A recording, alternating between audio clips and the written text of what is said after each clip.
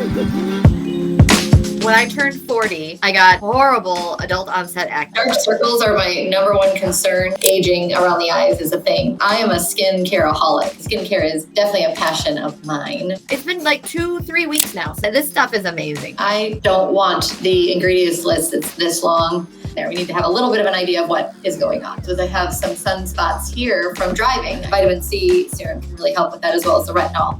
It's minimalist. It's super easy to follow. Couldn't be easier, honestly. I noticed almost immediately my skin was softer and it looked so nice. Like, I've never had a sunscreen go on so nicely. It smells nice. It's by far the best sunscreen I've ever used. I can't get over how fast everything. Your product versus the prescription was the same kind of response in my skin. And that's kind of amazing for an over-the-counter, not expensive skincare. Most people have to go to doctors to get that level.